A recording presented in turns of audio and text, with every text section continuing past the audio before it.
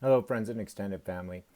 I'm going back to my vertical, poor video quality because it's too hard to look at the side left of my screen and feels weird. So, anyways, today I'm doing a video about adoption annulment.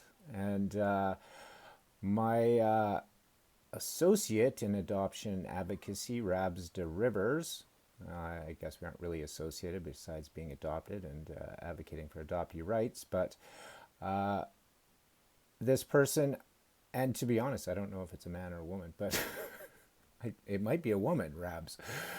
But an amazing artist and poet and extremely intelligent and seemingly well educated individual is attempting to work and collaborate to push for the ability for adoptees at adulthood, 18 or 21, depending on where you are, to annul their adoptions. And I personally agree with that. I think that's absolutely 100% important that the third member of the triad, the one who is affected without choice and without consent, beyond anything remotely understandable in the world, affected so dramatically that their entire life is transformed without them having a say in it. And so I think that is obvious, so much so to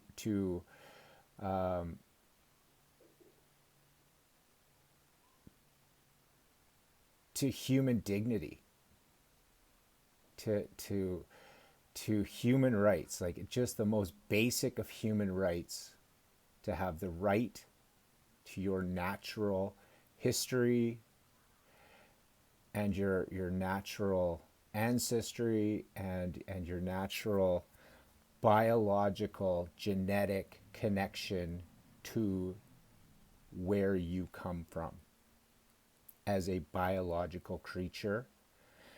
And not only that, on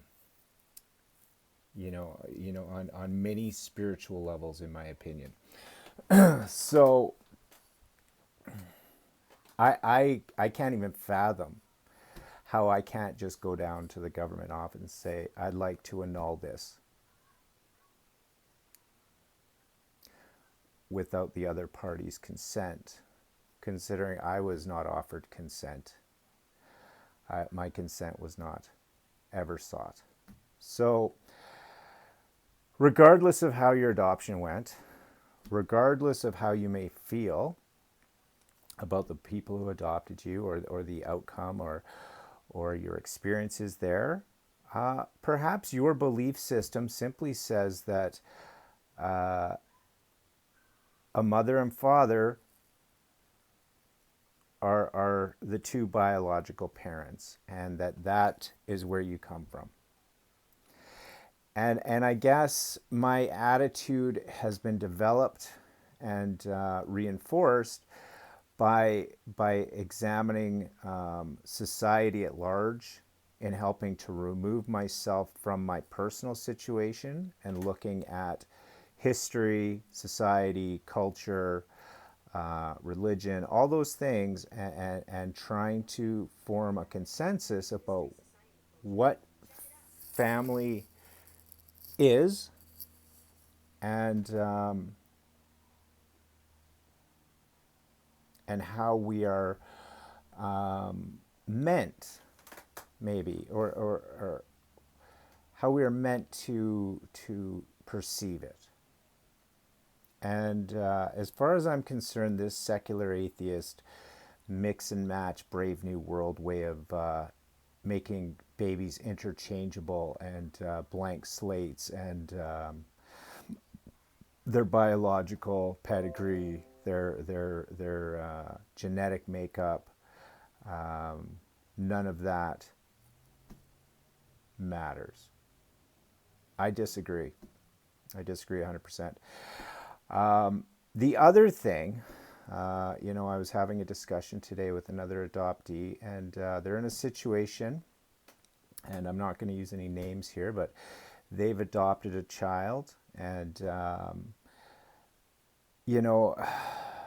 I've often thought about that. I mean, is in my opinion, if adoption had to take place, then an adoptee that's overcome the traumas and really educated themselves about their experience and what they've been through, and overcome their own abandonment, whatever issues that they've had, I almost feel like that would be the person that would be most ideal to adopt a child. I've even considered that adoptees that become disconnected, like myself, should form larger societies and interact as if a larger sort of family unit for the benefit and for the health of adoptees in general, because our needs are not met and they're not understood. It is a hell of a lot to ask a normal person to imagine wiping out their entire familiar history for 18 years and what sort of effect that might have on them. And yet they would discount us on the basic premise that we don't have memory of the event happening. But as we grow and discover what family is and see what family looks like for people who aren't adopted, we slowly but surely discover that we're quite different, and that as soon as we stop pretending that we are these blank slates that have just transformed into this person's child, as soon as we stop pretending that, we become the disturbed ones, the broken children, the bad seed, the ungrateful little bastards. So, all that being said, I guess when, the scenario that the woman was in with her adopted child is that it's an open adoption, which, I mean, is, again, it kind of reminds me of the open marriage. And, for an extremely mature person, perhaps that might be able to work, but you have a child involved in that scenario. So it becomes confusing, right? Because the parental roles tend to be mono roles, right? You only have one mom and dad. But now, with family destruction and whatnot, I mean, it's becoming more dicey and more confusing. It's almost as if the regular society that we were deprived of, and the regular familiar situation, is now something that the political sphere seem to be pushing on the rest of the populace, like Brave New World, which is a terrifying proposition for me, to remove that sort of connections from the human experience that have been part of our communities and our history for thousands, if not millions of years, So anyways, as far as that scenario goes, the woman's adopted child's birth mother wants pictures and things like that. Apparently there was some history, it sounds like the child was removed for its own safety, things like that. And I might be getting some of these details wrong, but this is the general impression I get. The woman seems very, very wonderful and a very loving, caring person, and constantly educating herself more and more about adoption, different perspectives, etc. But But the child now wants privacy from the birth mother, apparently, and doesn't want pictures and things shared, and this, that, and the other thing. So now this person is in a bind as to, well, you know, do I protect how the child might feel later and still share with the birth mother to keep some kind of connection there? Do I respect the child's privacy? What do I do? Well, again, we're in an impossible scenario with no logic and reason that can really solve it, because adoption itself is based on a false premise that you can just write down names of different parents. And unfortunately, I don't agree with that in the slightest. It's not factual, it's not true, it's dishonest. So why are we pretending that we invented this great thing that hurts so many people? Right? And I'm not trying to take away from those who will claim, adoption saved my life, or this, that, and the other thing, and and whatnot. But many people are being hurt. So when we have an institution, a scenario that hurts so many people, regardless of those that don't suffer any consequences by their own words, and who knows where they are at on their getting out of the fog journey, or this, that, and the other thing. And I'm not trying to gaslight, but our perceptions of things change as we mature and become more educated, etc. I mean, if you stay exactly where you are and never grow and never change at all, well, then you keep that opinion, and that's factual for you, I guess. But anyway, so at the end of the day, I didn't have advice for her besides to try to use her best discernment, because there's huge psychological factors at work here. Is the child rebelling? Is the child this, that? There's so much that would have to be taken into consideration. Same with the birth mother. I don't know. And even the person that I find to be very kind and insightful and I don't know, psychologically speaking, where they're coming from. So the best advice I could give, which was almost no advice at all, was, use your best discernment. I also suggested that, I don't know if this is appropriate for you, but I would pray on this. I pray on these sorts of issues that don't have easy solutions. And the other thing I said was that sometimes, and this is something that's part of me, because although I'm not attached and I'm detached from the world in general, I respect attachment. I respect family. I respect the institution of marriage. I respect these things incredibly, because they are sacred attachments that I was deprived of, and I see how important they are, and I try to value and respect them. So that being said, I also suggested that sometimes taking the high road means that we are going to lose so that the other two may win, right? And what I mean by that is the ultimate scenario is that the child reconnects with its natural family. And, that's why I'm against adoption. Because if your intent is to make that child your child, well, there's deception going on somewhere in there. And that's why I think we end up leading to this scenario. But if someone can keep into their head that adoption isn't a replacement, but is an additive, and that if there is an opportunity or a chance of reconnecting that child to its family of origin, that should be the goal.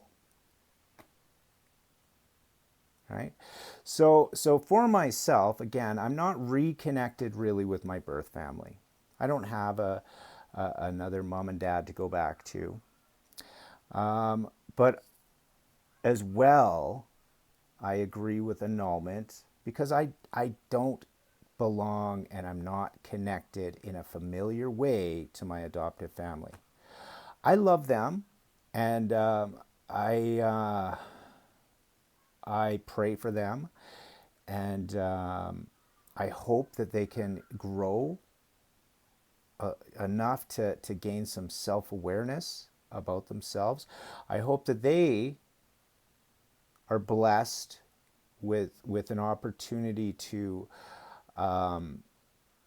practice some spiritual work on their own character and selves, which may lead them to an awareness of their own behaviors and actions and the effects that those behaviors and actions have had on those around them, including myself. I've forgiven them for their trespasses, as I hope that the God of my heart forgives my trespasses still to this day. I'm not perfect. I have a long way to go. And being able to admit that is really the first step, that we're not perfect. We have flaws. We need to look at them, and we need to start a game plan of how to better ourselves to be the people we want to be, and that we feel that we are, and have the bravery to be. So ultimately what that means for me is annulling my adoption, regaining my familiar name, so that I am now psychically, mentally, and physically, and as well as my community, that the statement is made that I am not this person. I wasn't able to become this person that you wanted me to pretend to be. That I've always been this person trying to act like the person you wanted and wanted me to be. But that was unfair, and it wasn't realistic. And ultimately, I vote nature. And the attempt to change my nurture simply made me want to repent against the better life that you tried to foist on me without my consent and force me to live to the end of my days. And I'm not going to. I've stopped. That's where I am. I'm in Hermitville. I've stopped my life. And I guess it's a adoptee on strike, almost, scenario, that I refuse to act as the legal fiction they have created, which fraudulently wrote different family, parents, all these things, different culture, language, etc., that I'm not. And I can't ever be, truly. So anyways, hopefully that gives us a bit of a something to think about. And again, I guess it comes down to that scenario when I was talking about the young woman with the adopted child. Whereas, it's just like a married couple, with kids. And, I know that we have continued on the tradition of marriage, even past the point of even believing in God. So when people make those vows to the state, I mean, it's not the same. It's very communisty, in my opinion. But I know even when I got married and I lied during my marriage, there was a reason why I didn't think I should marry that person. And I did discuss a little bit of that in one of my previous videos, but I will go over everything again. And eventually my book will explain all the insanity I've been through in trying to find my place in the world. And anyways, the point being that I was trying to make is that even when I would be dating and things like that, and women were separated and they had kids and stuff, in my heart of hearts, I used to grill them. Like, is there any chance of reconciliation? Is there a possibility? And not for fear that they would go back to them, in hopes that there was a chance to salvage that. And if there wasn't, I mean, they're in the same boat as me. They're disconnected from their familiar.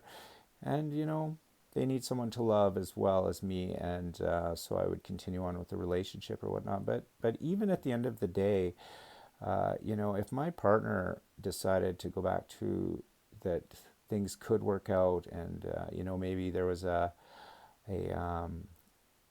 spiritual revelation that brought them into a place of an ability to reconnect in some way with their family, and husband or partner. I would secretly want that. I want people to be in their places where they belong, with the people they want to be around, where they feel comfortable and safe and can trust and have community. Now, anything that goes against that, I'm against. I'm against anything that actively promotes the destruction of things like the nuclear family. And that's why I'm against communist movements like Antifa and the critical theory and communism and Black Lives Matter. Any communist organizations out there looking to destroy, disconnect, denigrate, spread hatred, division, I'm against. And I would hope that you would all be too. So hopefully you can see the difference between someone not reading off a script, like myself, and speaking from their heart, versus someone who has prepared speeches that tell you things you want to hear, yet can't really believe. Like I heard a politician not too long ago say, if you vote for me, I'm going to end cancer. What a friggin' idiot. What a friggin' idiot. That comes from the same lying mouth as the people who tried to say they were going to have a war on cancer. Whenever they say they're having a war on something, take a look at what happens to the numbers and the statistics. I believe it was 1971 the war on cancer started, and I believe you can see the exponential rocket ship to the moon in cancer cases after they started that war on cancer. That means they're going into business in cancer, just like the war on drugs, going into business on drugs. Anytime they have a war on something, they're going into that business. And don't be confused about who is actually doing it. All right. So, anyways, let's back our friends Rabz De River, and I haven't met too many. I've met a few very, very smart adoptees, but this is one of them. And if anyone can get this done, I think this is the person for the job. Whether they may be male or female, I don't really care. Although I apologize, Rabz, that I never bothered getting to know that information. I'm attracted to your ideas, and that's how I roll. I'm attracted to the content of people's character, and I'm repulsed and disgusted at the lack of content of people's character in en masse these days. All right. Love ya. See you soon.